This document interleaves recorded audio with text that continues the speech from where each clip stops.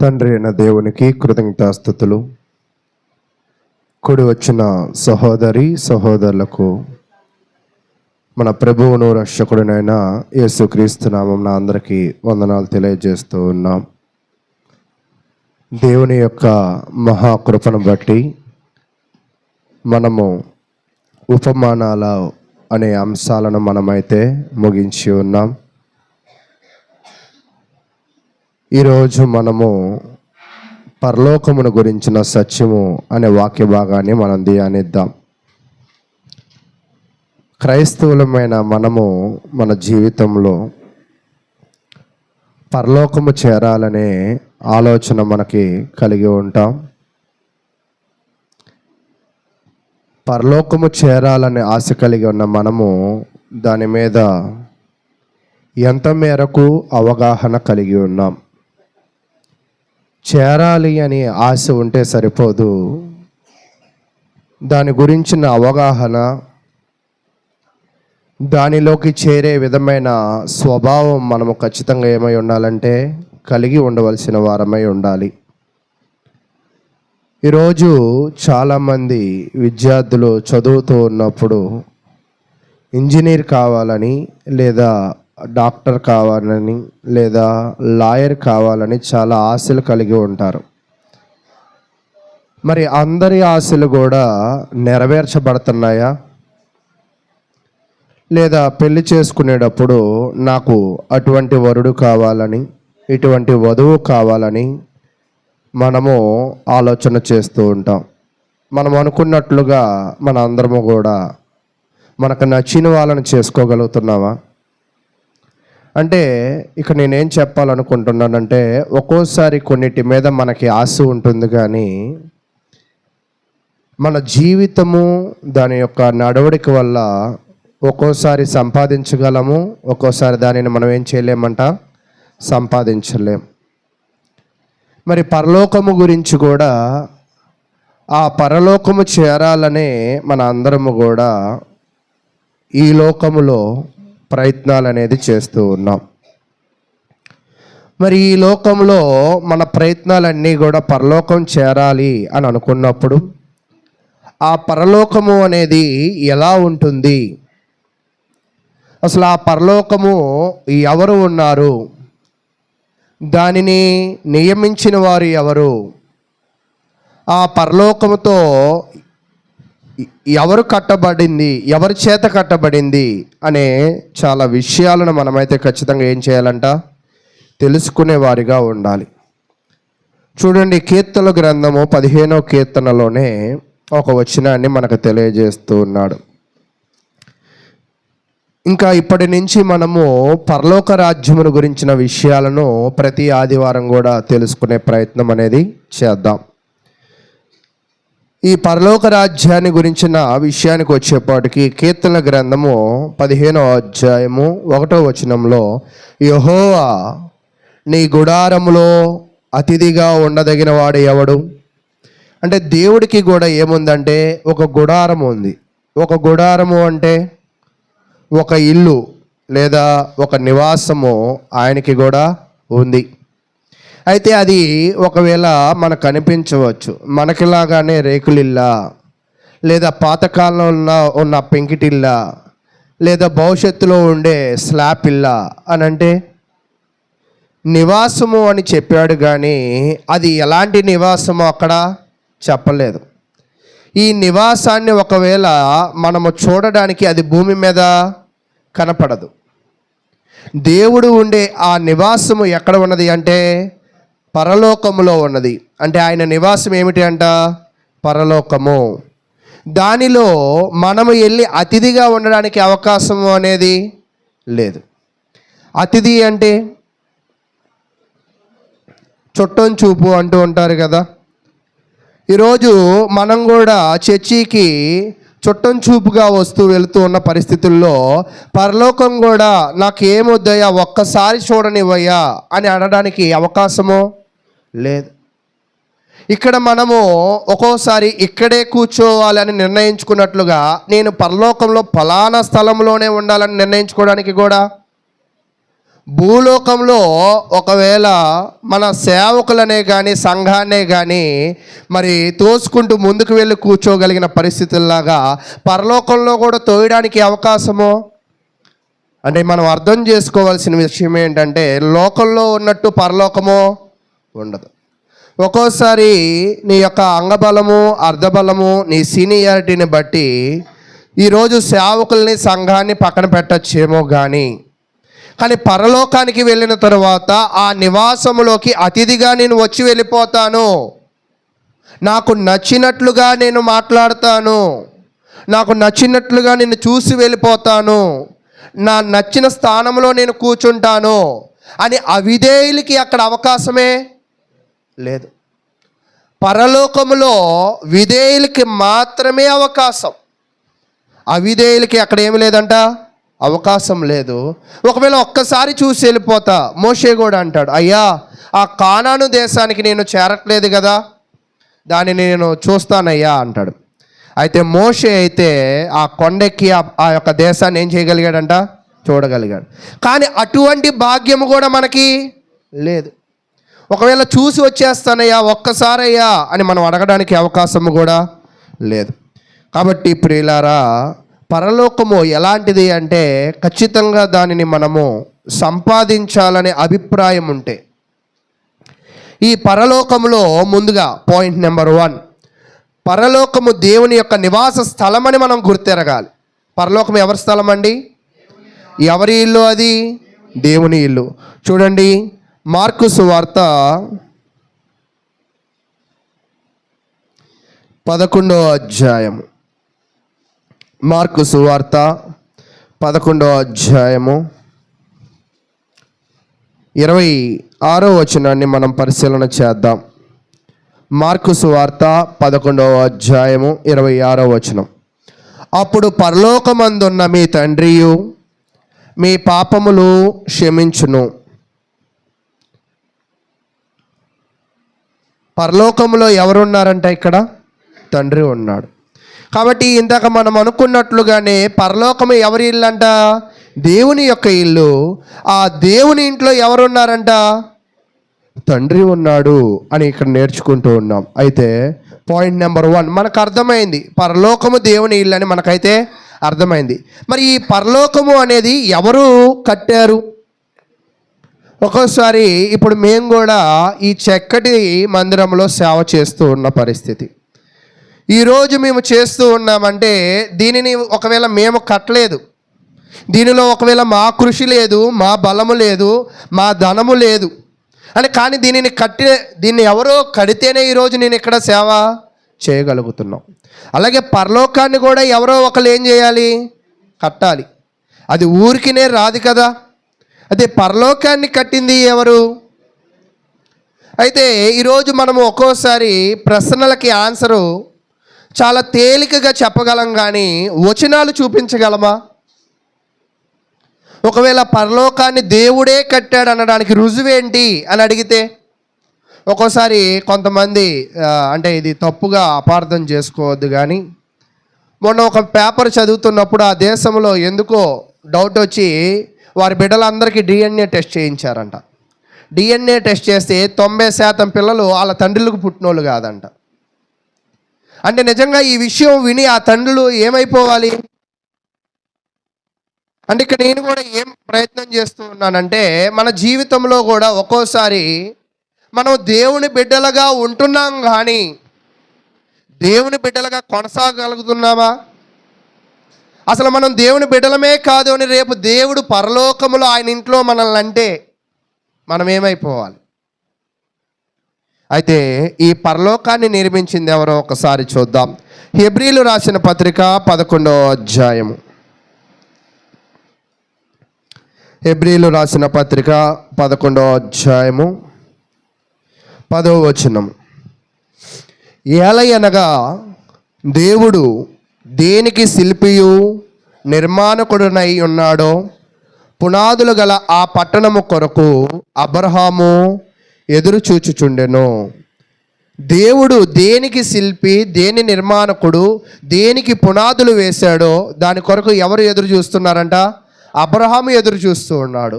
అయితే క్రైస్తవులమైన మనము కూడా దేని కొరకు ఎదురు చూస్తున్నామంటే ఆ పరలోకము కోసమే ఎదురు చూస్తూ ఉన్నాం.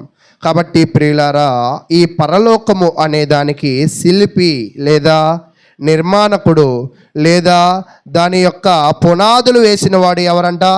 దేవుడే. అయితే దానిలోకి మనము ప్రవేశించాలి అంటే ఆ శిల్పి, ఆ నిర్మాణకుడు, ఆ పునాదులు వేసిన వాడు ఆయన మనకి ఆ అవకాశము అనేది ఇవ్వాలి. అంతేనా? ఆ పరలోకములో ఆయన ఉన్నాడు కదా, ఆయనతో పాటు మనము కూడా ఉండాలి అంటే, ఆయనతో పాటు నీవు అక్కడ బ్రతకాలని నీకు కోరిక ఉంటే అక్కడ బ్రతకడానికి ఎవరు అవకాశం ఇవ్వాలంట? ఆయనే అవకాశం ఇవ్వాలి. అయితే చూడండి, మరొక వచనాన్ని కూడా మనము దీనిలో పరిశీలన చేద్దాం. 2 కొరింథీయులు రాసిన పత్రిక 5వ అధ్యాయము 1వ వచనాన్ని చదువుకుందాం. 2 కొరింథీయులు రాసిన పత్రిక 5వ అధ్యాయము 1వ వచనాన్ని చదువుకుందాం. భూమి మీద మన గుడారమైన ఈ నివాసము శిథిలమైపోయినను చేతి పని కాక దేవుని చేత కట్టబడినదియు నిత్యమైనదియునైనా నివాసము పరలోకమందు మనకున్నదని ఎరుగుదము. ఇక్కడ ఏం చెప్తున్నాడంటే, ఒకవేళ భౌతికంగా నిర్మించిన ఈ ఇల్లేనా, భౌతికంగా వచ్చిన ఈ శరీరమైన వీటికి అంటూ కొంత సమయం ఉంటుంది. ఆ సమయము తర్వాత ఈ శరీరమే కావచ్చు, ఇష్టపడి కట్టిన నీ ఇల్లే కావచ్చు, అవి ఏమైపోతాయంట? శిథిలమైపోతాయి. ఆ శిథిలమైపోయిన తర్వాత ఒకవేళ దాని మీద నీకు ప్రేమ ఉన్నా కూడా అవకాశమేం లేదు. కానీ శిథిలము కానిది నిత్యము ఉండేది ఏమిటి అంటే పరలోకం. కాబట్టి ఈరోజు పరలోకములో ఎవరు ఉన్నారని నేర్చుకున్నాము? దేవుడు ఉన్నాడు, అది దేవుడి ఇల్లు అని నేర్చుకున్నాం. పరలోకాన్ని కట్టింది ఎవరని నేర్చుకున్నాము? దేవుడు అని నేర్చుకున్నాం. పరలోకాన్ని కట్టినప్పుడు ఆయనే శిల్పి, ఆయనే నిర్మాణకుడు, ఆయనే పునాదులు వేసినవాడు. కానీ దీనిని ఎలా పునాదులు వేశాడంటే, ఎలా శిల్పిగా చెక్కాడంటే, ఎలా నిర్మాణకుడు అయ్యాడంటే అది నిత్యము ఉండే విధముగా. అంటే ఒక్కోసారి మన ఇళ్ళలో కూడా చెమ్మలు వస్తూ ఉంటాయి. ఒక్కోసారి మన ఇళ్ళలో కూడా చిన్న చిన్న ఎలక్ట్రికల్ ఇష్యూస్ లేదా ఫ్లోర్ ఇష్యూస్, డ్రైనేజ్ ఇష్యూస్ వస్తూ ఉంటాయి. మరి పరలోకంలో కూడా అలాంటి ఇష్యూస్ వస్తాయా? అందుకే అక్కడ చెప్తున్నాడు చూడండి, చేతి పని కాక దేవుని చేత కట్టబడింది.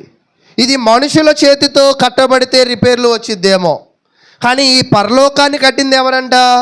దేవుడు. ఒక్కోసారి అక్కడ రిపేర్లు రావడానికే కానీ శిథిలమైపోవడానికి కానీ అవకాశము లేదు. కాబట్టి ప్రియులారా, పరలోకాన్ని నియమించింది ఎవరంటే దేవుడే. తర్వాత మరి పరలోకంలో ఎవరెవరు ఉంటారు? ఇందాక మనం ఏం చూసామంటే, మరలా చెప్తున్నాను, పరలోకము దేవుని ఇల్లు, పరలోకాన్ని కట్టింది దేవుడు అని చెప్పాం కదా. మరి పరలోకంలో ఎవరెవరు ఉంటారు? ఒకవేళ క్వశ్చన్ మరొక రకంగా మాట్లాడతా, మీ ఇంట్లో ఎవరెవరు ఉంటారు అంటే మీరేం చెప్తారు? కుటుంబ సభ్యులందరూ ఉంటారు. ఓకే, అంతేనా? అంటే మన ఇంట్లో ఎవరు ఉంటారంటే ఖచ్చితంగా మన కుటుంబ సభ్యులే ఉంటారు. మరి పరలోకములో కూడా ఎవరు ఉండొచ్చు? దేవుని కుటుంబం మాత్రమే ఉండడానికి అవకాశము ఉంది. చూడండి, మత్తయి సువార్త 24వ అధ్యాయము. మత్తయి సువార్త 24వ అధ్యాయము 36వ వచనము. అయితే ఆ దినమును గూర్చియు ఆ గడియును గూర్చియు తండ్రికి మాత్రమే గాని ఏ మనుష్యుడైనను పరలోకమందలి దూతలైనను కుమారుడైనను ఎరుగరు. ఇక్కడ మనం గమనిస్తున్నప్పుడు ఇక్కడ ఒక విషయాన్ని ఏం తెలియజేస్తున్నాడంటే, పరలోకముకి మన అందరం వెళ్ళాలి అంటే ఒక సమయం వచ్చింది. ఆ సమయము ఎవరెవరికి తెలియదంట? ఎవరికి తెలియదు. ఎవరికి తెలియదని అడిగా. ఎవరికి మాత్రమే తెలుసు? తండ్రికి మాత్రమే తెలుసు. అయితే ఈ పరలోకములో మనం గమనిస్తున్నప్పుడు ఎవరెవరు ఉండడానికి అవకాశం ఉంటుంది అంటే, పరలోకమందలి అక్కడ చెప్తున్నాడు, ఏ మనుష్యుడైనను పరలోకమందలి దూతలైనను కుమారుడైనను ఎరుగరు. అసలు ఈ పరలోకాన్ని ఎవరెవరి కొరకు దేవుడు నియమించాడంటే, ఒక రకంగా మనం చదువుతున్నప్పుడు మనుషుల కోసం నియమించాడు, దూతల కోసము నియమించాడు, తన కుమారుడు కోసం ఆయన నియమించాడు. ఆ పరలోకంలోకి వీళ్ళందరూ వెళ్ళాలి, కానీ ఎప్పుడు వెళ్తారో వీళ్ళకే తెలియదు.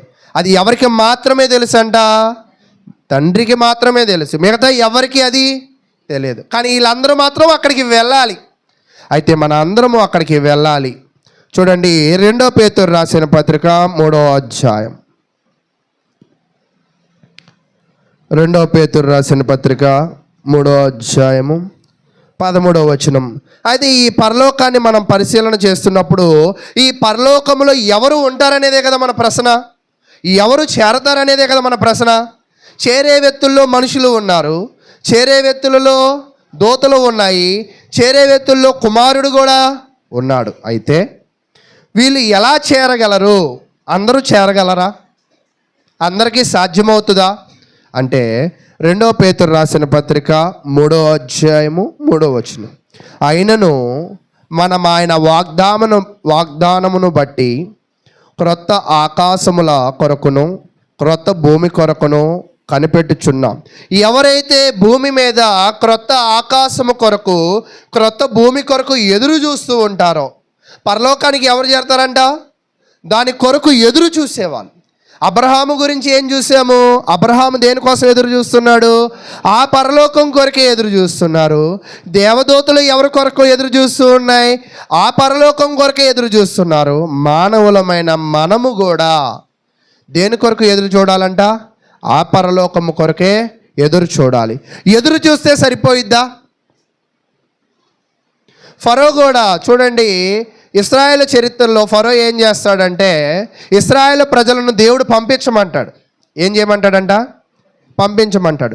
ఎందుకు పంపించమంటాడంటే, 3 రోజుల ప్రయాణమంత దూరమై మేము మా దేవునిని ఆరాధిస్తాము, దయచేసి మమ్మల్ని పంపించు అని మోషే ఎవరిని అడుగుతాడంటే, ఫరోని అడుగుతాడు. ఫరో ఏమంటాడంటే, మీరు సోమరులు లాగా ఉన్నారే, మీరు బద్ధకస్తుల్లాగా ఉన్నారే, మీరు పని దొంగల్లాగా ఉన్నారే. కళ్ళ ముందు పని ఉంది, పని చేస్తే ఏమొచ్చింది? డబ్బులు వస్తాయి. ఈ డబ్బులు వదిలేసి, ఈ పనిని వదిలేసి మీరు ఎక్కడికి పోతారు? దేవుణ్ణి ఆరాధించడానికి పోతారా అని మీరు సోమరులే అని ఫరో అన్నాడు. అంటే దేవునిని సోమరులే ఆరాధిస్తారా?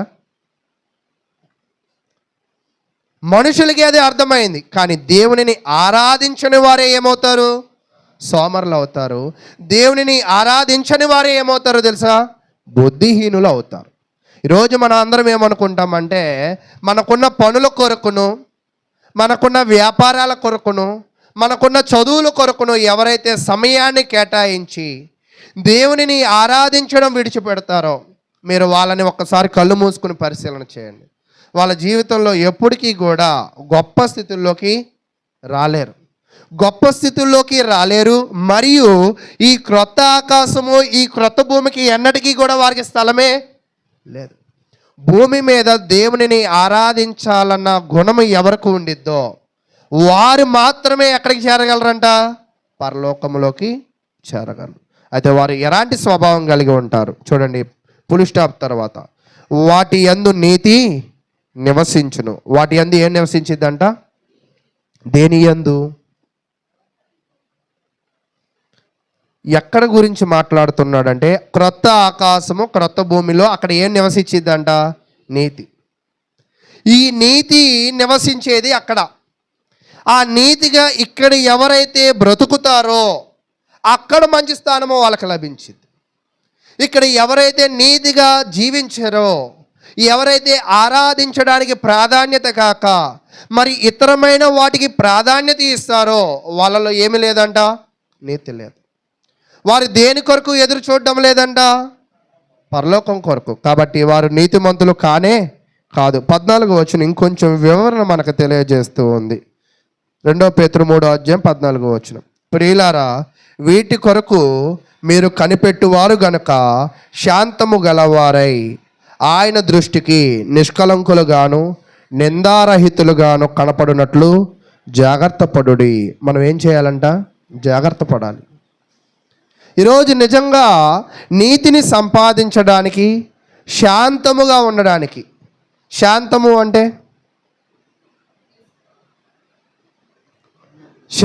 అంటే ప్రశాంతం. శాంతం అంటే ప్రశాంతం. ఇంకా దానికి మళ్ళా అంటే మనశ్శాంతిగా ఉండడానికి. ఒక్కోసారి పిల్లలు స్కూల్కి వెళ్ళేటప్పుడు మనం షూ కట్టాక లోపలికి వెళ్ళడం, క్యారేజీలో నన్ను ప్రశాంతంగా బతకనివ్వా అని అంటూ ఉంటారు తల్లిదండ్రులు. ఒక్కోసారి చిన్న గొంతు కూడా పిల్లలు స్కూల్కి వెళ్ళేటప్పుడు వాళ్ళ గొంతు ఏమైపోతుందో తెలుసా? పెద్దగా అవుతూ ఉంటుంది. అలాగే ఈరోజు మన జీవితం కూడా దేవుడు ఎలా ఉండాలని కోరుకుంటున్నాడంట? ప్రశాంతంగా ఉండాలనుకుంటున్నాడు. ఆయన దృష్టికి మనం ఎలా ఉండాలంటే నిష్కలంకులుగా, అంటే ఏ పాపము లేని వారిగా, నిందారహితులుగా, ఎటువంటి నిందలు మన మీద లేకుండా కనపడినట్లు జాగ్రత్త పడాలి. ఎవరి దగ్గర జాగ్రత్త పడాలంట? దేవుని దగ్గర. అయితే దేవుడికి కనపడని స్థలం ఏదైనా ఉందా?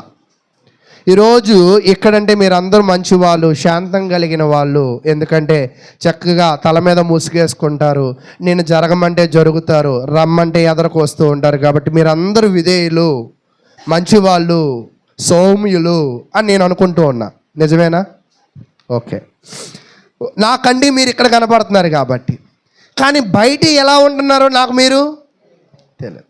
పోనీ ఇక్కడ కూడా నేను మైక్ చెప్పి వాక్యం ప్రకటిస్తున్నాను కాబట్టి అనిల్ మంచివాడు అనుకుంటారు, అనిల్ బాగా చెప్పలేనోడో చెప్పగలిగినోడో అనుకుంటారు. కానీ నా బయట జీవితం మీకు తెలియదు.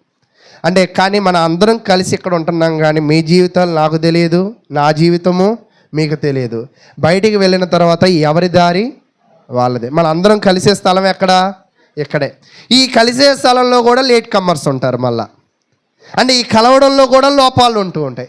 ఈ కలిసే దానిలో కూడా రెగ్యులర్, అంటే రోజు కలిసేవాళ్ళు, వారం వారం కలిసేవాళ్ళు ఉండరు. కానీ మనకు అర్థం కాని విషయం ఏంటంటే, లేదా మనం అర్థం చేసుకోవాల్సిన విషయం అంటే, దేవుడు కంటికి కనపడకుండా నువ్వు ఎక్కడికి వెళ్ళలేవు. ఆయన ప్రతిరోజు ఆయన ఏం చేస్తాడంట? అది ఎవరికి బాగా తెలుసా? మనుషులుగా ఉన్న మనకు తెలియదేమో, సాతానుడికి బాగా తెలుసు. ఏమంటాడు తెలుసా? యేసుక్రీస్తు ప్రభువు, నువ్వు పైనుంచి దూకితే నీ పక్కన 2 దూతలు ఉంటాయిగా. ఎన్ని దూతలు అంట? అంటే ప్రతి మనిషి పక్కన దేవుడు ఏం చేస్తాడంట? తన కనుచూపును ఉంచుతాడు. వారిని రక్షించడానికి దేవదూతలను కూడా ఉంచుతాడు. అంటే దేవుడి దృష్టి తన బిడ్డల మీద ఉంటుంది. కాబట్టి తన చూపును తప్పించుకోవడానికి నీకు స్థలం ఎక్కడైనా ఉందా? లేదు. కాబట్టి ప్రియులారా, దేవుడికి దొరకకూడదు అంటే నటిస్తే సరిపోదు. మనం ఏం చేయాలంట? మారాలి. మారితేనే మనం సంపాదించుకోగలం. అయితే ఇప్పటిదాకా నేనేం చెప్పానంటే, పరలోక రాజ్యంలో ఎవరెవరు ఉంటారంటే మానవులు ఉంటారు, దేవదూతలు ఉంటారు. వాళ్ళు ఏ స్వభావం కలిగి ఉంటేనే ఉంటారు? నీతి స్వభావము కలిగి ఉంటేనే. వాళ్ళు దేని కొరకు ఎదురు చూడాలి అంటున్నారు? క్రొత్త ఆకాశము, క్రొత్త భూమి కొరకు ఎదురు చూడాలి. ఇక్కడ దాకా చాలా మంచిగా నడిచాయి. ఇప్పటిదాకా ఎన్ని విషయాలు నేర్చుకున్నాం? 3 విషయాలు. పరలోకం ఎవరి ఇల్లు? దేవుని ఇల్లు. దాన్ని కట్టింది ఎవరు? దేవుడు. దాన్ని కట్టింది ఎవరు? దేవుడు. దానిలో ఉండేది ఎవరు? మనుషులు, దేవదూతలు. ఇక్కడ దాకా మీకు అర్థమైంది. అయితే ఈ పరలోకంలో మరి ఎవరు ప్రవేశిస్తారు? అందరూ ప్రవేశిస్తారా? ఎవరు మాత్రమే ప్రవేశించగలరు అంటే చూడండి, నీతి మాత్రమే ఉంటే సరిపోదు. నీతి మాత్రమే.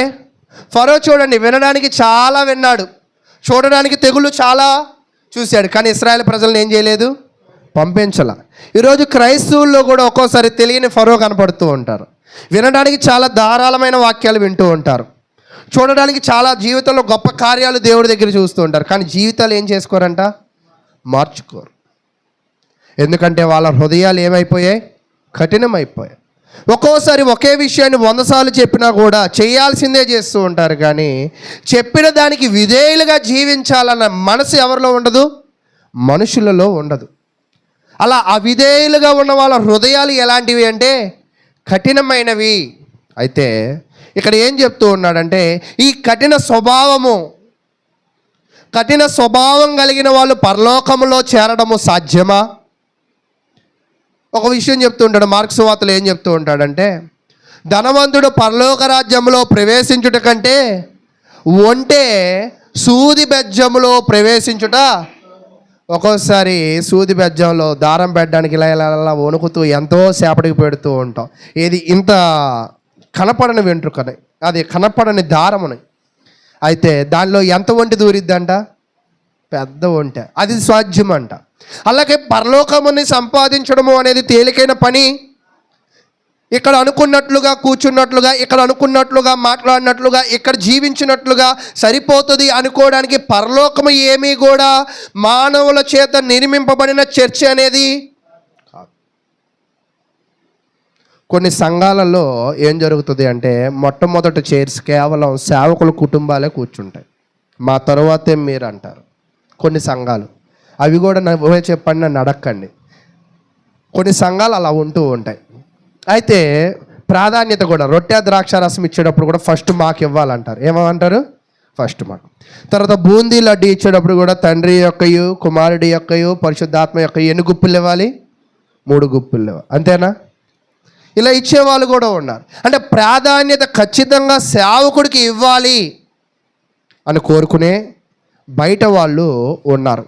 అయితే ఎందుకు ప్రాధాన్యత కోరుకుంటున్నారు అంటే ఈ సంఘం ఎవరిదని? వాళ్ళదని అర్థం. క్రీస్తుదైతే ఎవరికి ప్రాధాన్యత ఇవ్వమనేవాళ్ళు?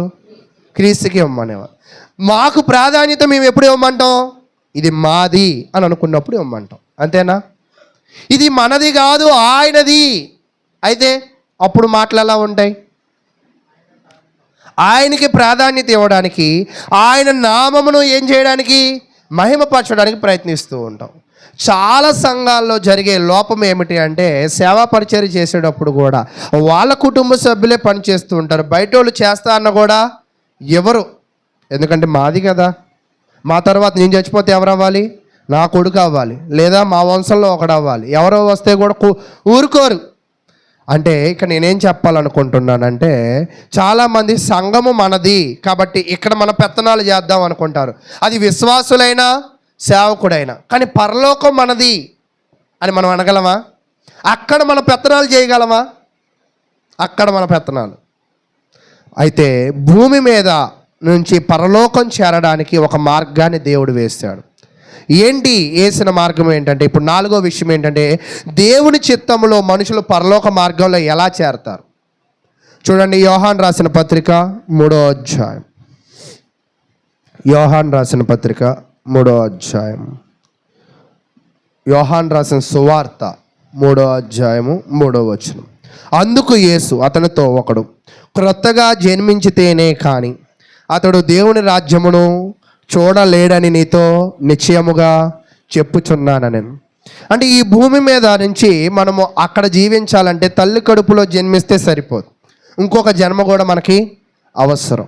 ఇంకొక జన్మ అంటే నిన్న కూడా శనివారం మాకు పొద్దున్నే 5ంటికి క్లాస్ ఉంటుంది కదా, నా ప్రసంగం నేను చెప్పేసి పక్కన పెట్టి నిద్రపోతూ ఉంటా.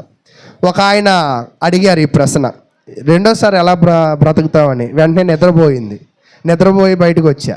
అంటే ఒక్కోసారి అలాగే క్రొత్తగా జన్మించడం అంటే ఎలాగా? ఒక్కోసారి మనం కూడా వాక్యం చెప్పినప్పుడు కళ్ళు తెరిచి కాసేపు వింటూ ఉంటాం. మెల్లగా కళ్ళు మూసి కూడా మనం అని మనకు అనిపిస్తూ ఉంటుంది. మీకు ఎప్పుడైనా అనిపించిందా? ఈ చల్లగాలికి వినిపిస్తూ ఉండగా సౌండ్ మెల్లమెల్లగా తగ్గుతూ ఉంటుంది. అంటే మనం ఇంకొక దగ్గరికి వెళ్తూ ఉంటుంది. మన శరీరం ఎక్కడే ఉంటుంది, కళ్ళు ఎక్కడే ఉంటాయి, మూసి వినగలమని మనల్ని మనం నమ్ముకుంటాం. కానీ మెల్లగా నిద్ర మనల్ని ఏం చేసేది తెలుసా? ఈ 2 స్పీకర్లు వాయిస్ నుంచి నిన్ను ఎక్కడికో దూరంగా తీసుకెళ్ళి పెట్టిద్ది. అప్పుడు వెళ్ళి ఇలా కొట్టి రొట్టె తీసుకోండి అని చెప్పేదాకా వాళ్ళు మరొక లోకంలో ఉంటారు. అయితే ఇక్కడ కూడా నేనేం చెప్తున్నానంటే నువ్వు ఇక్కడే ఉండి నిద్ర ఎలా పోగలవో, మరొక ప్రాంతానికి ఎలా వెళ్ళగలవో, నువ్వు ఇక్కడే ఉండి పరలోకానికి పోవడానికి కూడా దేవుడు ఒక మార్గాన్ని పెట్టాడు.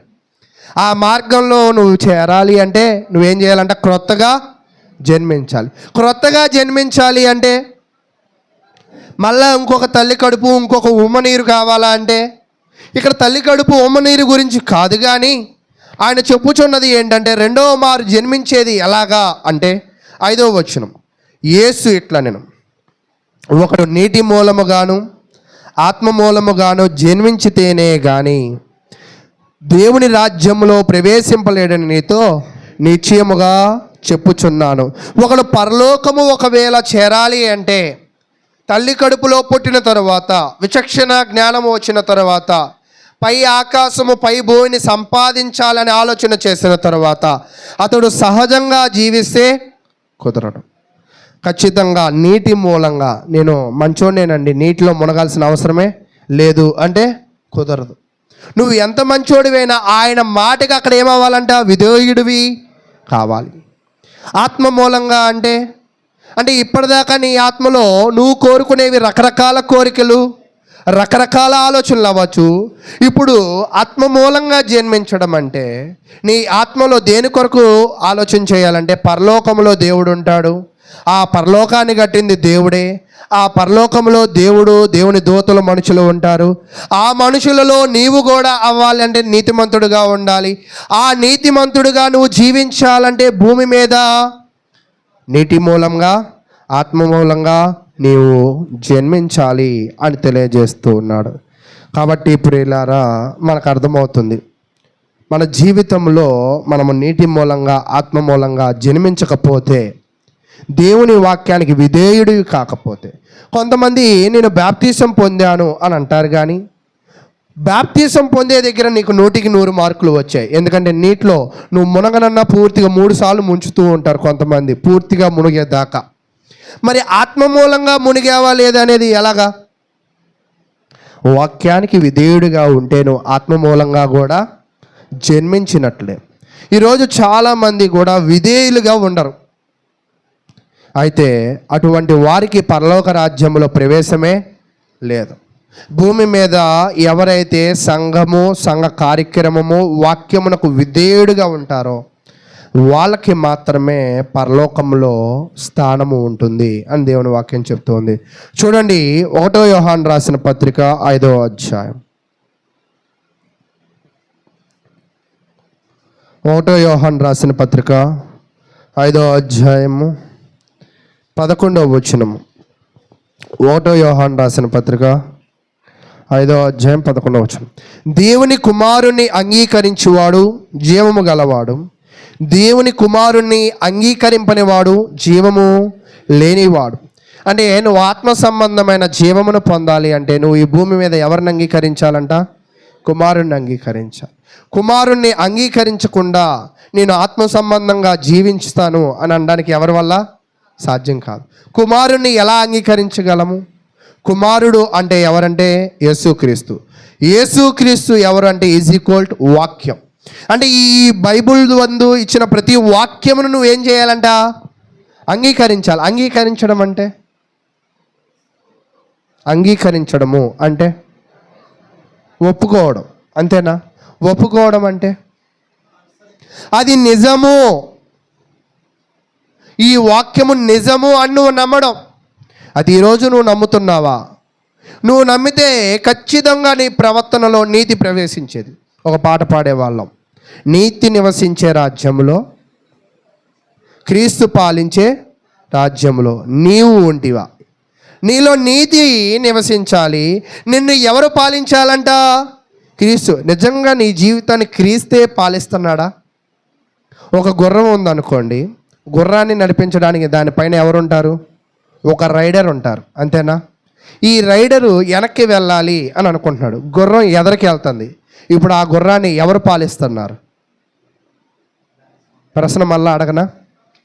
గుర్రము వెనక్కి వెళ్ళాలి, గుర్రాన్ని తోలడానికి ఒక రైడర్ ఎక్కాడు.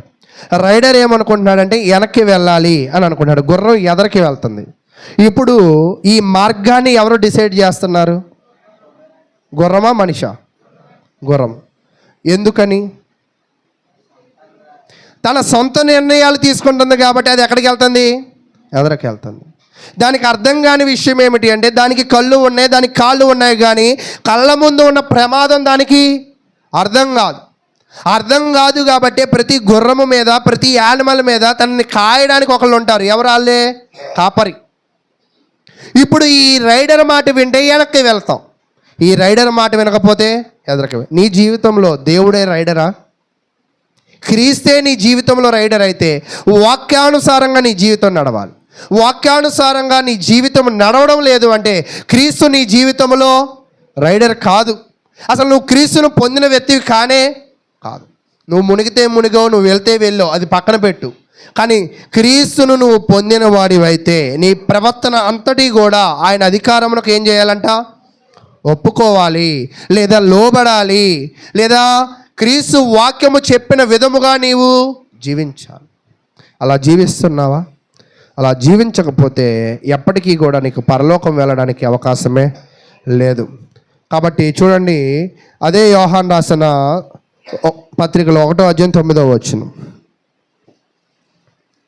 1వ అధ్యాయము 9వ వచనం, మన పాపములను మనము ఒప్పుకొనిన ఎడల ఆయన నమ్మదగిన వాడును నీతిమంతుడును గనుక ఆయన మన పాపములను క్షమించి సమస్త దుర్నీతి నుండి మనలను పవిత్రులనుగా చేయి. ఇక్కడ మీకు ఏమైనా అర్థం కావాల్సిన విషయం ఏంటంటే, బాప్తిసం పొందిన తర్వాత ఈ పాపం మనం చేయమా? చేస్తాం. నిజంగా ఈ పాపము మనకు అర్థమైతే మనం ఏం చేయాలంట? ఒప్పుకోవాలి. నిజంగా వాక్యము వినిన తర్వాత అయ్యో నిజంగా నాలో ఈ లోపాలు ఉన్నాయి కదా అని ఒప్పుకున్న క్రైస్తవ జనాంగం ఉందా? ఈరోజు వాక్యము ధారాళంగా విత్తబడిన తర్వాత పొరపాట్లను ఒప్పుకోగలిగిన క్రైస్తవ జనాంగం ఉన్నదా? Question mark. ఉంటే ఒప్పుకోవాలిగా, ఒప్పుకుంటే మారాలిగా. అంటే మారడం లేదంటే పాపం చేసేవాళ్ళు ఒప్పుకోవడంలో వెనకబడిపోతున్నారు. ఒకవేళ ఎవరైనా గట్టిగా నువ్వు పాపం చేసావంటే నువ్వేం తక్కువ తిన్నావా, నువ్వు చేయలేదా అని అడిగే జనాంగం ఉంది. కానీ అడిగిన క్వశ్చన్ సరైన క్వశ్చనే, దానికి నేను జవాబు చెప్పాలి, నేను సరైన విధముగా క్రీస్తుకి విధేయుడిగా, క్రీస్తే నా మీద రైడర్గా ఉండాలి అని అనుకునే వాళ్ళు ఉన్నారా? ఇది ఎప్పుడు బయటపడిద్దో తెలుసా? మన కుటుంబాల కార్యక్రమాల్లో బయటపడుతూ ఉంటుంది. ఒకసారి మేము కూడా, సహోదరులు యేసుపాదం గారు కూడా వచ్చారు. మేము ఒక ఫంక్షన్కి వెళ్ళాం. ఏదో పిలిచారు కాబట్టి వెళ్ళాం. అవమానిస్తారని మేము అనుకోలే. వెళితే అప్పుడే గబ్బర్ సింగ్ పాటలు వస్తూ ఉన్నాయి. ఇది మంద కాదనుకుంటలే అంకుల్ అన్న. లేదు నాన్న ఇదే ఇల్లు, పదా పైకి అన్నారు. పైకి వెళ్ళాం. అయినా మమ్మల్ని కూర్చోబెట్టారు. కూర్చోబెట్టి ఆ పాటలు వెళ్తూనే ఉన్నాయి. సరే రిసీవ్ చేసుకునే వాళ్ళు లేరు. సరే పోతే పోనే రిసీవ్ ఎవరు చేసుకుంటారులే అని కూర్చున్నాం. చాలాసేపు అయిపోయింది, ఇంక భోజనం పెట్టట్లా. మాకు అర్థమైపోయింది వీళ్ళతో పెట్టుకుంటే మాకు షుగరు బీపీలు పెరుగుతాయని అంకుల్ ఇంటికి వెళ్ళిపోదామని అంకుల్ని మరలా ఇంటికాడ దింపేసి మరలా మేము వెళ్ళాం. మేమిద్దరం తెలివైన వాళ్ళంగా ఇళ్ళల్లో ఏం చెప్పామంటే తినొస్తామని చెప్పాం. ఇప్పుడు మా భయం ఏంటంటే ఇళ్ళల్లోకి వెళ్తే ఏం చెప్పాలి అంటే అవమానాలు భరించడానికి మేము సిద్ధమే, మా భార్యలు కూడా సిద్ధమేనా? అయితే ఇప్పుడు మాకు అదో ఆలోచన. సరే అంకుల్ అయితే ధైర్యంగా ఇంటికి పంపించాను, నేను మళ్ళీ భోజనానికి వెళ్ళి భోజనం చేశాను. అయితే ఇక్కడ ఇలాగా ఉంటుంది అంటే ఒక్కోసారి దైవ కార్యక్రమంగా మమ్మల్ని దైవ సేవకులుగా మమ్మల్ని పిలిచి మాకు ప్రాధాన్యత ఇవ్వని వాళ్ళు ఉన్నారు. అంటే మాకు ప్రాధాన్యత ఇవ్వాలంటే మాకు ఇవ్వద్దు, దేవుని బట్టి మమ్మల్ని పిలిచారు కాబట్టి మాకిస్తే దేవుడికి ఇచ్చారని మీరు అనుకుంటే మీరు మాకు ఇవ్వండి. మోషే అదే అంటాడు. పోయిన శుక్రవారం వచ్చిన వాళ్ళకి అర్థమవుతుందేమో. చాలామంది సనుగుతారు మోషే అహరోన్ల మీద. అప్పుడు మోషే అహరోన్లు అంటారు, మీరు సనిగితే సనిగారు, అది నా మీద అనుకుంటున్నారేమో. అది నా మీద కాదు. ఎవరి మీద సనిగారు మీరు అందరూ? దేవుని మీద సనిగారు. కాబట్టి అరణ్యంలో ఏమైపోయారు తెలుసా? రాలిపోయారు. ఈరోజు నిజంగా దైవ సేవకులుగా ఉన్నప్పుడు ఆ దైవ సేవకులను దేవునిని బట్టి గౌరవించడం అనేది నీ నీతికి సంబంధించి. ఒక వ్యక్తిలో నీతి లేకపోతే వాళ్ళు దైవ సేవకుని ఏం చేయలేరంట? గౌరవించలేరు. ఒక్కోసారి కొన్ని చోట్ల అగౌరవపడతాం. అగౌరవపడినంత మాత్రాన మేమేమి తక్కువ వాళ్ళం కాదు. అంటే మేమేం తక్కువ వాళ్ళం కాదంటే నాకు ఎంత ఉంది అంత ఉంది, మాకు ఇన్ని బళ్ళు ఉన్నాయి, మాకు ఎంత బంగారం ఉందని కాదు. ఒకటి గమనించండి. షిమ్మి అనే ఒక వ్యక్తి దావీదు వెళుతుంటే చీపో అంటాడు. ఒక మామూలు వ్యక్తి ఎవరిని? గొప్ప రాజుని ఏమంటాడంట? చీపో అని. ఎంత మాట అది! చీపో అంటే పెద్ద మాట అంటే అవును పెద్ద మాటే. చీపో అంటావా? పక్కన యోవాబు ఉంటాడు సైన్యాధిపతి. నువ్వు అవకాశం ఇస్తే తునకల కింద నరుక్కుని తీసుకొస్తా అంటాడు. అప్పుడు దావీదు అంటాడు, దేవుడు అంటేనేగా అనిపిస్తాడు అన్నే అని అనిపించి తర్వాత వాళ్ళ కొడుక్కి చెప్తాడు. ఆడంతా ఒకసారి చూడు అంటాడు. దావీదు చచ్చిపోతాడు. సొలొమోను వెంటనే అతను ఏం చేస్తాడు తెలుసా? షిమ్మీని ఇంకా చంపేస్తాడు. ఒక్కోసారి మనము ఒకరిని ఒక చోట కావాలని అవమానిస్తే, క్రీస్తు సారథ్యములో కాకుండా నీ జ్ఞాన సారథ్యములో కార్యక్రమాలు జరిగిస్తే అది ఖచ్చితంగా బాగా జరగని పరిస్థితి, తర్వాత దాని పర్యవసానాలను ఎదుర్కొన్న పరిస్థితి. దావీదు అదే షిమ్మీ తన జీవితంలో అది ఎదురు చూశాడు. అలాగే నాదాబు అబీహులు ఒక కార్యక్రమం ఉంది, దేవునిని ఆరాధించే కార్యక్రమం. ఆ ఆరాధించే కార్యక్రమంలో దేవుడు ఆజ్ఞాపించిన అగ్ని కాకుండా ఏ అగ్ని తెచ్చారంట?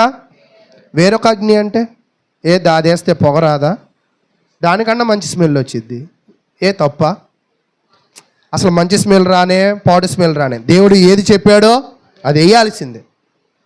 అయితే వాళ్ళ జీవితాలే నష్టపోయారు. అయితే ఇక్కడ నేనేం చెప్పాలనుకుంటున్నానంటే, దేవుడిని నీ మీద రైడర్గా ఎందుకు పెట్టుకోమంటున్నాను? దేవుడిని నువ్వు ఎందుకు పొందుకోవాలంటే, నీవు పాపములోకి వెళ్ళిపోతున్నావు. వాటిని నువ్వు ఒప్పుకోగలిగినప్పుడే నువ్వేమవుతావు? నీతిమంతుడు అవుతావు. నువ్వేమవుతావు అంటే పవిత్రుడివి అవుతావు. ఆ పవిత్రులకే ఎక్కడ స్థానం? పరలోకములో స్థానం. కాబట్టి పరలోకము నువ్వు చేరాలి అంటే క్రీస్తుని పొందాలి. పరలోకము నువ్వు చేరాలి అంటే నీ అనుదిన జీవితంలో జరుగుతున్న లోపాలను ఏం చేయాలంట? ఒప్పుకోవాలి. మీరు ఎప్పుడైనా బయట సేవకులను చూస్తూ ఉంటారు కదా, బయట మీరు కూడా ఎప్పుడు ఒక్క కోణాన్ని చూస్తారు, ఇంకొక కోణం ఉంటుంది. సిఎస్ఐ చర్చికి వెళ్ళే వాళ్ళు ఇక్కడ ఎవరైనా ఉన్నారా అంటున్నారు అంటే ఎవరు లేరు. ఓకే, సిఎస్ఐ అనే ఒక చర్చి ఉండిద్ది. ఆ చర్చిలో ఆ వారం అంతా చేసిన పాపాలు, ఆ సంవత్సరం అంతా చేసిన పాపాలు ఒక రహస్య గదికి వచ్చి అక్కడ ఉన్న ఎవాంజలిస్ట్కి లేదా అక్కడ ఉన్న పాస్టర్ గారికి, అక్కడ ఉన్న ఆ సంఘంలో నడిపించే వాడికి ఏం చెప్తారు తెలుసా? పోసగుచ్చినట్టు చెప్తారు. ఆర్సీఎం చూసారా? నాకే తెలియదు. మరి ఆర్సీఎం చర్చిలో అలా జరుగుతూ ఉంటుంది.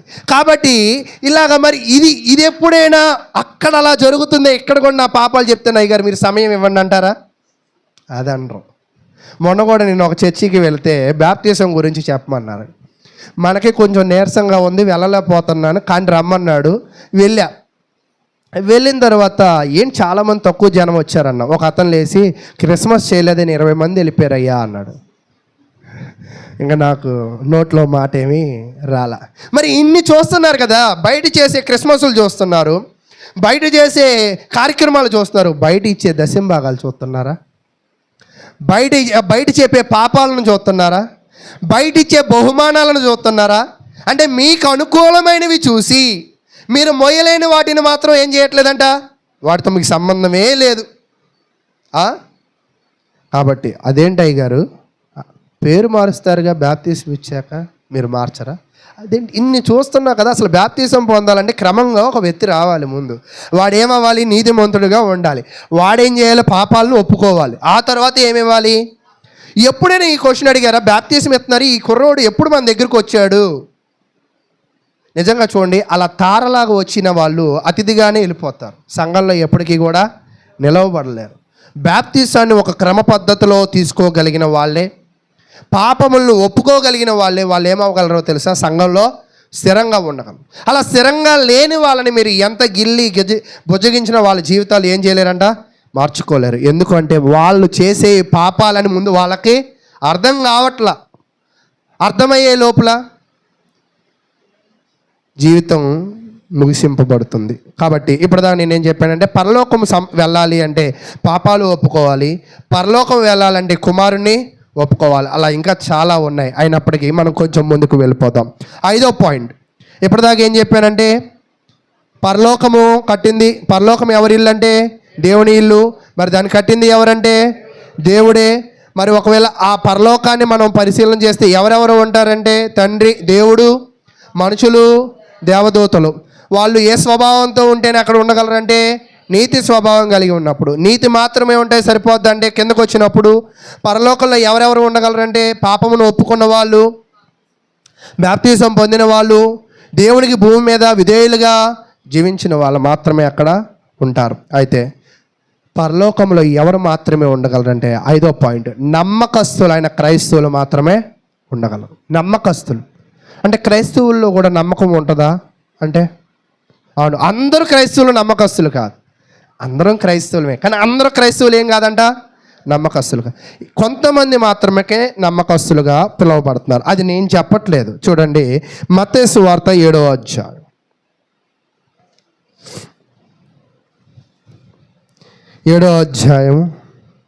21వ వచనం. ప్రభువా ప్రభువా అని నన్ను పిలుచువాడును పరలోక రాజ్యములో ప్రవేశింపడు గాని పరలోకమందున్న నా తండ్రి చిత్త ప్రకారము చేయవాడే ప్రవేశించును. అంటే దేవుడికంటూ ఒక చిత్తం ఉంది, దేవునికంటూ కొన్ని నియమాలు ఉన్నాయి. దానిని నువ్వు గుర్తెరిగావా అసలా? ఈరోజు ఈ రుచి అయితే నేను తింటాను. ఇప్పుడు ఒక్కోసారి భోజనాల్లో స్వీట్ వేస్తూ ఉంటే నేను ముందే చెప్తాను స్వీట్ వద్దు, నాన్ వెజ్ వేస్తే ముందే చెప్తాను నాకు నాన్ వెజ్ వద్దని. అంటే ఒకవేళ తినే దగ్గర ఆపగలవేమో, ఇక్కడ నీ చాయిస్ ఉంది. కానీ పరలోకం చేరాలంటే అయ్యా ఇది ఒక్కటి మాత్రమే వదిలయ్యా, నాకు ఇది మాత్రమే ఇష్టం, ఇది తాకుండా నేను ఉండలేకపోతున్నాను, దీన్ని మాత్రమే నన్ను దూరం చేయ అంటే అక్కడ ఆ అవకాశాలు లేవు. నీకు నచ్చినట్లుగా జీవించి ఇది ఒక్కటే నన్ను క్షమించయ్యా అన్నానికి అవకాశం కూడా లేదు. అయితే ఇక్కడ కొంతమంది ఏం చేశారంటే కొంత మేరకు 90% చాలా మంచిగా ఉన్నారు, ఒక 10% మాత్రం వాళ్ళు చనిపోయారు. చనిపోయిన తర్వాత ప్రభువా ప్రభువా అని పిలుస్తున్నారు. అప్పుడు ఆయన ఏమంటున్నాడు, నువ్వెవడో నాకు తెలీదా? అదేంటయ్యా, నేను ఎంత కష్టపడ్డాను నీ కోసం, నేను ఎన్ని కుర్చీలు వేసా, నేను ఎన్ని చేపలు కొన్నా, నేను ఎన్ని ఫ్యాన్లు బిగించా, నేను ఎన్ని లైట్లు బిగించా అంటే అవునా, నువ్వెవరో నాకేంది అంటే 100% రీచ్ అయితేనే ఆయన దగ్గరికి వెళ్ళిద్ది ఆ పేరు. 100% రీచ్ కాకపోతే ఆ పేరే రాదుగా. కాబట్టి ఈరోజు భూమి మీద మనము దేని కొరకు జాగ్రత్తగా ఉండాలంటే దేవుని చిత్త ప్రకారాన్ని మనము 100% రీచ్ అవుతున్నామా పరిశీలన చేయండి. ఒకవేళ రీచ్ కాకపోతే మనం ఎవరో దేవుడికి తెలియదు. ఇప్పుడు మనుషుల్ని నిందించినట్టు అక్కడ నిందించడానికి అవకాశం లేదు.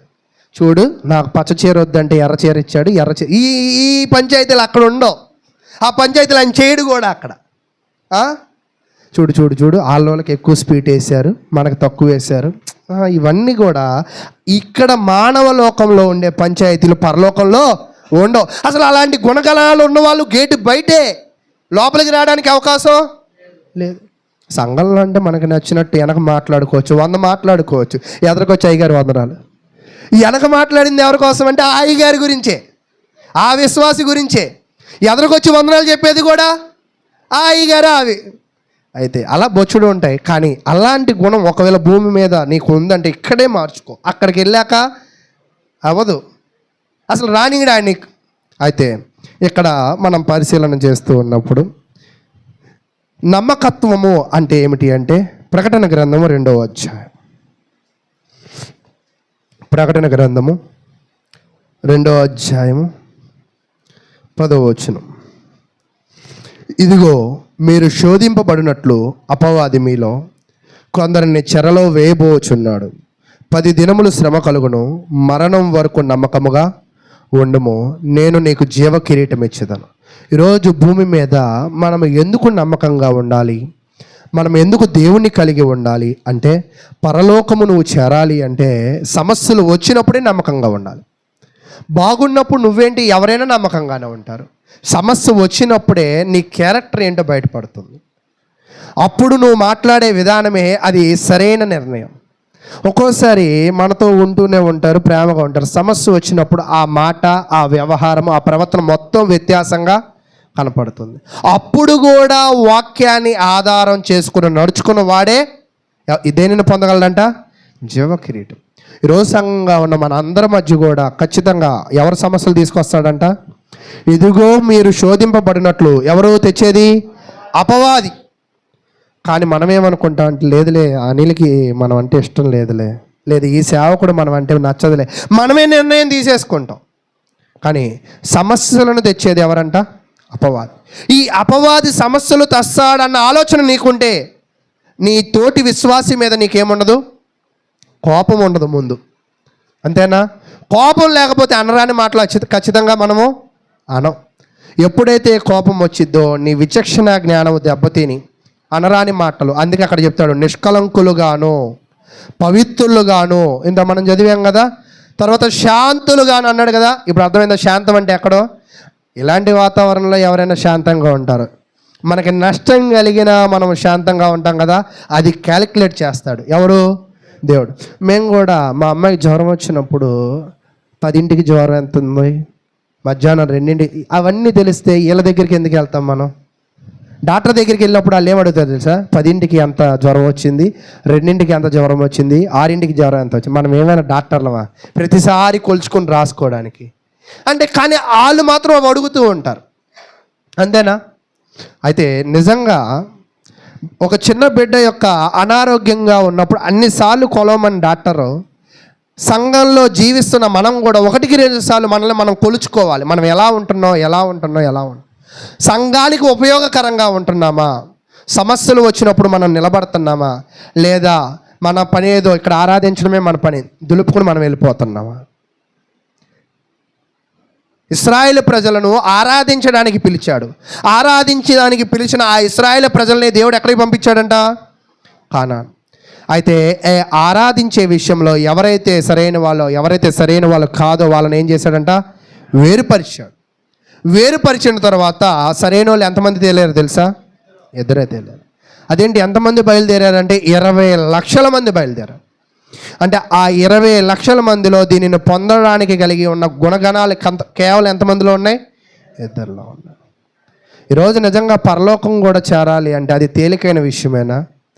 ఏదో బియ్యం ఇస్తే సరిపోయేది, దశంభాగం ఇస్తే సరిపోయేది, లేదా పాపాలు ఒప్పుకుంటే సరిపోతాయి. ఒక్కోసారి పాపాలు మీదే ఎత్తే సరిపోయేది, నాది కాదు వాళ్ళదే అని. హవ్వ ఆదాముల దగ్గర సమస్య, నేను కాదు ఆయన కాదు, ఇలా తోసుకుంటే సరిపోయిద్దా? నువ్వు చేసే ప్రతి పనిని, నువ్వు చేసే ప్రతి ఆలోచనను నీ కళ్ళ ముందు మేము చూడగలమేమో కానీ సర్వాంతర్యామి అయిన దేవుడు నీ అంతరంగములను, నీ యొక్క ప్రతి స్థలమును ఆయన చూస్తూ ఉంటాడు. నువ్వు ఏ ఉద్దేశంతో మాట్లాడుతున్నావో, ఏ ఉద్దేశంతో ప్రవర్తిస్తున్నావో, విధేయుడిగా ఉన్నావో, దేని చేత నువ్వు ఇలా చేస్తున్నావో, మనుషులుగా ఉన్న మేము లెక్క వేయాల్సిన పని మాకు లేదు. కానీ లెక్క వేసేది ఎవరంట? దేవుడు. ఒక సేవకుడు పిలిచారు, మీ సంఘంలో ఎవరు ఎక్కువ జనాభా, మీ కానుకలు ఎంత వస్తాయి, ఎవరు ఎలాంటి ఆలోచనలు కలిగి ఉన్నారన్నారు. అవేం నాకు తెలియదండి, నేను వెళ్తా వాక్యం చెప్తా, కానుకలు కూడా నేను లెక్కేయం అని చెప్పాం. లేదు ఇలా చేయాలి. అలా అంటే ఇక్కడ సంఘంలో జనాలు ఎలా ఉంటారో, ఎవరు ఎక్కువ ఉన్నారు, ఎవరు తక్కువ ఉన్నారు, ఇవన్నీ లెక్క వేయాల్సిన పని మంది కాదు. అలా లెక్క వేసినందుకే దావీదు మహారాజు మీద దేవుడు ఏం చేశాడో తెలుసా? కోప్పడ్డాడు. లెక్కేస్తే తప్ప అంటే నీ దృష్టి లెక్క వేసే విషయంలో కాదు, లెక్క పెంచే విషయంలో చూసుకో. నీ దృష్టి ఆత్మీయతను బలహీనపరిచే ఆలోచనలతో కాదు, బలపరిచే విషయంలో ముందుకు వెళ్ళాలి. అటువంటి వారికి ఏం దక్కిద్దంట? జీవకిరీటము దక్కిద్దని దేవుని వాక్యం అయితే తెలియజేస్తుంది. కాబట్టి ప్రియులారా, చివరిగా ఒక విషయాన్ని తెలియజేసి ఇంకా వాక్యంలో ముందుకు వెళదాం. పరలోకం ఎలా ఉంటుంది? ఇప్పటిదాకా మనం ఏం చూసామంటే, పరలోకము దేవుడు ఉన్నాడు, పరలోకము దేవుడు నియమించాడు, పరలోకంలో దేవుడితో పాటు దేవదూతలు, మనుషులు, నీతిమంతులు ఉన్నారు. పరలోకాన్ని నువ్వు చేరాలి అంటే ఒకవేళ దేవుని చిత్తాన్ని ఏం చేయాలంట? నెరవేర్చాలి. ఆ పరలోకంలో నువ్వు చేరాలి అంటే దేవుని చిత్తాన్ని నెరవేర్చడమే కాదు, కానీ సమస్యలు వచ్చినప్పుడు, శోధనలు వచ్చినప్పుడు కూడా ఎలా ఉండాలంట? ఉండగలమా అసలు? నేను అప్పుడప్పుడు ఇక్కడ చూస్తూ ఉంటా, నిద్రనే ఆపుకోలేకపోతున్నాం, సమస్యలను ఆపుకోగలమా మనం? అసలు ఒక కంటి చూపు నిద్రని బయటికి వెళ్ళి పడేయాలని ఐస్ నీళ్ళు కొట్టుకుని వస్తే నిద్రపోదా? అందుకే నారాయణ గారు ఎందుకు ఐస్ నీళ్ళు తెస్తున్నారో నాకు అర్థం కాదు. అవి తాగితేనే పళ్ళు లాగి నిద్రపోయిద్ది అనేమో. అలాగే ఒక్కోసారి నేను అనుకుంటుందని చెప్తున్నా, ఎవరినో నిందించాలని కాదు, కానీ నిద్రనే మనం ఆపుకోలేకపోతే సమస్యలను ఆపుకోగలిగిన కెపాసిటీ మనలో వస్తుందా? మరి మీరు ఎవ్వరు నవ్వకూడదు, నేను కూడా నిద్రపోతా వాక్యం విన్నప్పుడు. ఒక్కోసారి మానవ మాతృలుగా ఉన్న మనము, నేను కూడా ఫస్ట్ ఇలా ఉంచుతా, నాకు బాగా మెడ నొప్పి ఉంటుంది అన్నమాట, ఇలా ఉంచితే నొప్పి వస్తూ ఉంటుంది, ఇలా దించుతా, ఇలా కళ్ళు తెరుస్తా, ఇంక ఇలా దించుతా, వింటూ ఉంటా, బుక్ తీస్తూ ఉంటా, కానీ నిద్రే బుక్కే. అలాగా నిజంగా మానవ మాతృలుగా ఈ శరీర రుగ్మతలనే ఆపుకోలేని మనము ఆత్మ సంబంధమైన రుగ్మతలను ఆపుకోగలమా? ఆపుకోగలం. ఎప్పుడు? ఎవరిని పొందినప్పుడు? దేవుణ్ణి పొందినప్పుడు. అయితే ప్రియులారా, అయితే ఇంత కష్టపడడానికి, ఇంత మనం చేయడానికి అసలు పరలోకంలో ఉన్న స్పెషల్ ఏంటి? స్పెషాలిటీ ఏంటి? ఒక్కోసారి నాకు కూడా అర్థం కాని విషయం, ప్రతి ఆదివారం లేని స్పెషల్ క్రిస్మస్లో ఉన్న స్పెషల్ ఏంటి? ఒక్కోసారి చేయకూడదురా అంటే చేసేవాళ్ళు ఉంటారు. కేకులు కోయడం తెలుసు, లైట్లు కట్టడం తెలుసు, స్టార్లు కట్టడం తెలుసు. అదే బయట సేవకుడికి బంగారం ఇస్తున్నారే, అదే బయట బట్టలు పెడుతున్నారే, అదే బయట ధారాళమైన కానుకలు ధారాళంగా పోస్తుంటే సంచులు నిండలేక, మనకు కూడా కానుకల కర్రలు ఎక్కువ కొంటున్నారు, నాకు చెప్పకుండా కొంటున్నారు. మనకు ఒక సంచే నిండదు, 3 సంచులు వచ్చాయి. అక్కడ సంచులు పెట్లు. అదేంటి మరి ఇక్కడ పెట్లు వేస్తున్నావా నువ్వు అంటే? ఇవన్నీ చూస్తావు కానీ ఇది చూడవు. ఇది నీకు కష్టంగా 500 లైట్ కొనడం, కరెంటు పెట్టడం అది తేలిక, కానీ దేవుడికి ఇవ్వడం కష్టం. భోజనాలు పెట్టి ఆడంబరాన్ని చూపించడం తేలిక, దేవుని చిత్తమును నెరవేర్చడం కష్టం. ఆ రోజు కొత్త బట్టలు వేసుకొని ఆనందంగా ఉండడం తేలిక. నీతి వస్త్రములను ధరించి దేవునిని ఆరాధించడం కష్టం. ఏంటి? డిసెంబర్ 25 ఆరాధించే ఆరాధనలో, ప్రతి ఆదివారము ఆరాధించే ఆరాధనలో ఒకవేళ అర్థం కానిది ఏంటంటే, అడిగే వాళ్ళకి ఆ క్రిస్మస్ అనే పదం దేనిలో నుంచి వచ్చిందో కూడా, అసలు ఎవరు సృష్టించారు అనేది కూడా ఏం తెలియదు. కానీ ఏం కావాలో తెలుసా? పిల్లలు అడుగుతారు, చాక్లెట్ కావాలి. ఈ క్రిస్మస్ చేసే వాళ్ళని కూడా చూస్తే చిన్నపిల్లలుగా గుర్తొస్తూ ఉంటారు. పాపం వాళ్ళని ఏం అనలేం, వాళ్ళకి దానిలో ఏదో ఆనందం ఉంది, కానీ ఆ ఆనందాన్ని దేవునిని ఆరాధించే దానిలో వాళ్ళు చూడలేకపోతూ ఉన్నారు. అయితే ప్రియులారా, అందుకే ఒకవేళ ప్రార్థన పెడితే పెట్టుకోండి, కేకులు కోస్తే కోసుకోండి, కానీ నిజమైన దేవుణ్ణి మనం అయితే ఆరాధిస్తున్నాం. అలాగే బంగారం కూడా ఏదైనా పెడితే పెట్టండి, గ్రామ్ 13,000 అయింది. దీనిలో మాత్రం ఆవిడ దూరంగా ఉంటాం. మనం ఎంత అంటే ఇంత, అసలు మనదే అంత అంటే క్రిస్మస్ రోజు ఒక్కోసారి కొంతమంది కుర్రోళ్ళను చూస్తాం, పాకం మందే బ్రదరు చూసారా, పాకేస్తే పరలోకంకి వెళ్ళలేవయ్యా నువ్వు, పాకలోకి వస్తే పరలోకానికి వెళ్ళగలవు, అంతేనా? ఈ లైటింగ్, ఈ డీజే అంత మందే బ్రదర్ అని, డీజే కొడితే నువ్వు పరలోకంకి వెళ్ళలేవు. ఆ డీజే హృదయాన్ని దేవుడికి అర్పిస్తే ఇవేం తెలియదు. కానీ మనం ఏం చేయాల్సిందే? ఖచ్చితంగా క్రిస్మస్ చేయాల్సిందే. కార్పొరేటర్ దగ్గర నుంచి ఎమ్మెల్యేని పిలిపించాల్సిందే, కొత్త బట్టలు కొనాల్సిందే. మళ్ళీ దీంట్లో పక్షపాతం, కుటుంబ పాది, ఇంటిళ్ళ పాది కొంటూ ఉంటారు, సేవకుడు గుర్తుండడు అక్కడ. ఈ క్రిస్మస్కి కర్త క్రీస్తు అయితే ఆ క్రిస్మస్ పండుగ నడిపించేది ఎవరు? ఒకవేళ మొన్న కూడా మేము వెళ్ళాం. నేను ఇప్పుడు కొంత ఉద్యోగంలో జాయిన్ అయిన తర్వాత కొన్ని చర్చిలకు వెళ్ళే పని పడింది నాకు. వెళ్ళాక నిజంగా చాలా వాళ్ళ మాటలు చాలా తీయగా ఉన్నాయి. మనిషి ఏమో ఫుల్ గెడ్డం, జుట్టు బాగా ఉన్నారు. పాస్టర్ అయితే జుట్టు గెడ్డం పెంచాలని మనకు తెలియదుగా.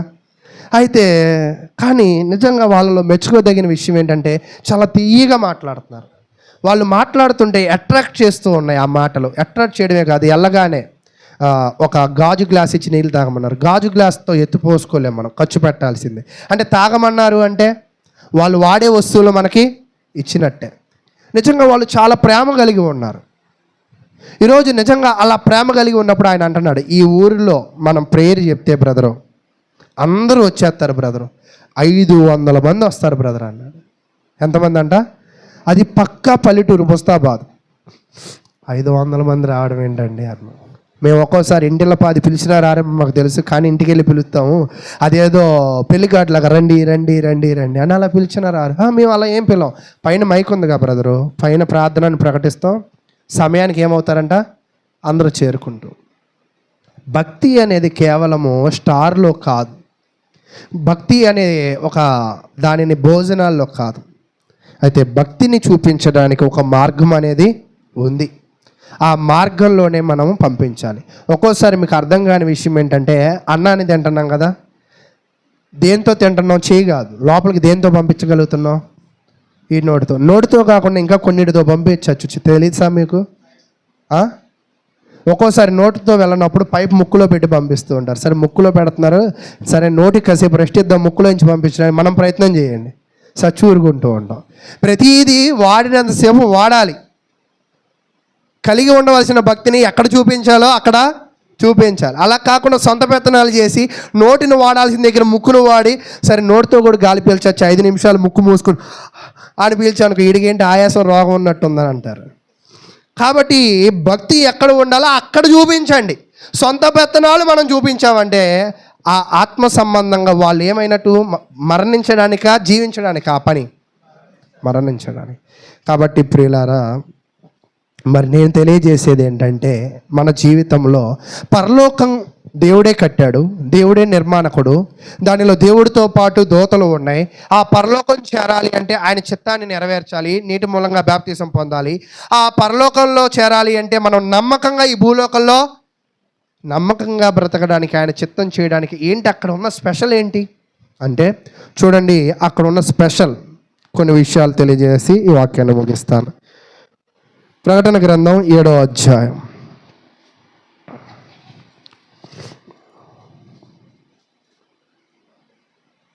ప్రకటన గ్రంథం 7వ అధ్యాయము 16వ వచనాన్ని నేను చదువుతున్నాను.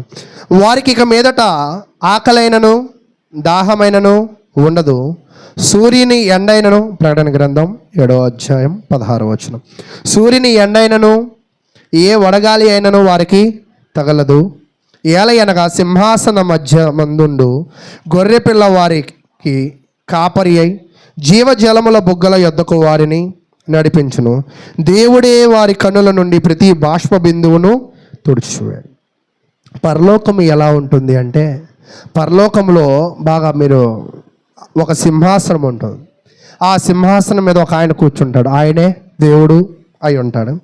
అక్కడ ఉన్న జనాంగానికి ఏముండదంట, ఆకలి ఉండదు. ఆకలి ఉండదు, సూర్యుడు ఉండదు. సూర్యుడు కూడా అదేంటండి, నాకు సూర్యుడు అంటే బాగా ఇష్టం అండి, అక్కడ ఉండడా అన్న. అది నీకు ఇష్టమే, కానీ అక్కడ ఎవరి నియమాలు ఉంటాయి, ఆయన నియమాలు. నచ్చితే ఇక్కడ ఉండి, లేకపోతే పో అంటాడు. ఏమంటాడంట, పో అంటాడు. అయితే అక్కడ ఆకలి ఉండదు, సూర్యుడు ఉండదు, వడగాలి అయినను ఉండదు.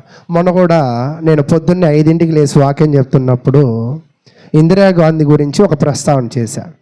ఒక ఆయన అంటున్నాడు, నాకు ఇందిరాగాంధీ అంటే ఎంత ఇష్టం అండి, అసలు ఇందిరాగాంధీ గురించి ఎందుకు చెప్పారండి, నేను చెప్పింది ఏంటి, మీరు వినింది ఏంటి అన్నాను. ఒక్కోసారి జనాలు ఎలాగ అంటారంటే, వాళ్ళకి అనుకూలంగా బోధించాలి, వాళ్ళకి అనుకూలంగా మాట్లాడాలనుకుంటారు. కానీ పరలోకానికి వెళ్ళిన తర్వాత నీకు అనుకూలమైన మంచాలు, నీకు అనుకూలంగా కుర్చీలు, నీకు అనుకూలమైన ఏసీలు, నీకు అనుకూలమైన బట్టలు, నీకు అనుకూలతలు అక్కడ ఏమీ ఉండదు.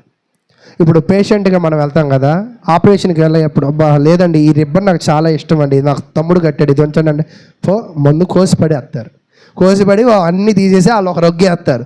నీకు నచ్చినా నచ్చకపోయినా ఆ రొగ్గే వేసుకోవాలి. లేదు లేదు లేదు ఆ ఎర్రది నాకు నచ్చిద్ది అంటే ఈయన బయట దోసేయండి అంటారు. అప్పుడు ప్రాణాలు ఏమైపోతాం, కోల్పోతాం. అంటే నీకు నచ్చినట్లుగా నువ్వు కొన్ని చోట్లే జీవించగలవు, అన్ని చోట్ల జీవించలేం. పరలోకంలో కూడా నీకు నచ్చినట్లుగా నువ్వు జీవించడానికి లేదు. అయితే కాబట్టి పరలోకంలో జరిగే పరిస్థితి ఏమిటి అంటే, ఆయన నీ ప్రతి బాష్ప బిందును, నీ ఏడుపును కూడా ఆయన ఏం చేయగలడంట, తుడిచివేయగలడని తెలియజేస్తూ ఉన్నాడు. కాబట్టి ప్రియులారా, మన అందరము కూడా పరలోకాన్ని ఒకవేళ చేరాలి అనే మనసు నీలో ఉండినట్లయితే నువ్వు అక్కడ ఇక్కడే భూమి మీద సరైన విధంగా బ్రతకాలి. ఈరోజు అంశం అంతా కూడా పరలోకం గురించి. పరలోకం గురించి ఇంకా క్రమేపీ మనం వెళ్ళేవారిగా అయితే ఉంటాం. ఈ పరలోకం గురించి యేసుక్రీస్తువు సువార్త పరిచర్యలో మరి బాప్తిస్మిచ్చి యోహాన్ ఏమంటాడంటే, పరలోక రాజ్యము సమీపించుచున్నది కనుక మీరు మారు మనసు పొందుడి. తర్వాత యేసుక్రీస్తు ప్రభువారు కూడా ఏమంటారంటే, నీవు ఈ స్వభావం కలిగి ఉంటే పరలోక రాజ్యము నువ్వు పొందగలవు, నువ్వు ఈ వ్యక్తిత్వం కలిగి ఉన్నట్లయితే నువ్వు పరలోక రాజ్యాన్ని పొందగలవు అనే అంశాల ద్వారా మరి ఇదంతా కూడా ఇంట్రడక్షన్, పరలోకం గురించిన ఇంట్రడక్షన్. పరలోకముకి చేరాలి అంటే భూలోకంలో ఏ స్వభావాలు ఉండాలా అనే వివరణను మనము దేవుని చిత్తం అయితే వచ్చే వారం నుంచి క్షుణ్ణంగా నేర్చుకోవడానికి ప్రయత్నం చేద్దాం. కాబట్టి ప్రతి ఒక్కరు కూడా మరి రాని వాళ్ళు ఎవరైనా ఉంటే యూట్యూబ్ ద్వారా వినండి, వచ్చిన వాళ్ళు శ్రద్ధగా వినడానికి ప్రయత్నం చేయండి. పరలోకం గురించిన అంశాల్లో ఇంకా మనం ముందుకు వెళ్ళడానికి ప్రయత్నం చేద్దాం. ఇప్పటి వరకు ఓపికగా విన్న మీ అందరికీ ప్రభు నామమున వందనాలు తెలియజేస్తున్నా.